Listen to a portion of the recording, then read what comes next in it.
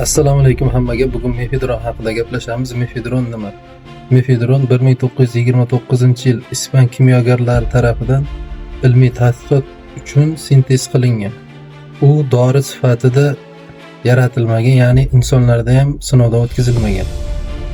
2000-yillarga kelib odamlar buni iste'mol qilishni boshlagach, bu modda miya faoliyatiga og'ir zarar yetkazishi aniqlangan, ya'ni dopamin va serotonin tizimini ishdan chiqarib, miya hujayralarining nobud bo'lishiga olib kelgan. Shu sababli kuchli psixoaktiv modda sifatida tan olinib, hamma davlatlarda taqiq qo'yishni boshladi. 2003-2004-yillarga kelib Buyuk Britaniya, Isroil davlatlarida noqonuniy bo'lgan laboratoriya sharoitlarida yetishtirishni boshlagan.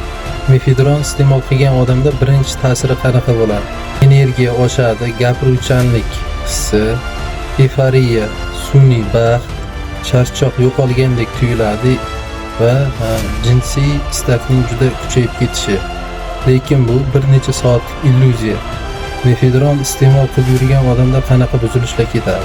Yurak tez-tez uradi, bosim ko'tariladi, asabiylik, vahima, titroq, uyqusizlik, og'iz quriydi, jag'lar qisilib qolishni boshlaydi.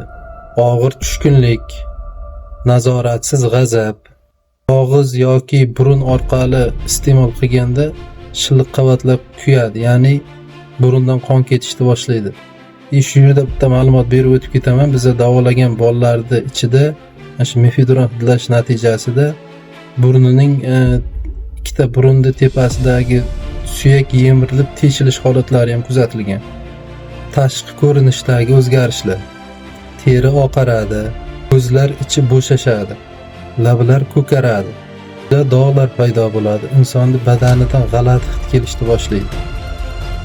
Miyadagi o'zgarishlar qanaqa ketadi? Xotira pasayadi, qaror qabul qilish tizimi buziladi. Javuzkorlik, paranoya, gallyutsinatsiyalar, devorlar nafas olayotganga o'xshaydi. Odamlar ta'qib qilayotganday, ya'ni kimdir kuzatayotganday tuyuladi. Mefedron yillar davomida insonni ichidan yemirib o'ldiruvchi modda. Tiklanish muddati, ya'ni reabilitatsiyada 4-6 oy.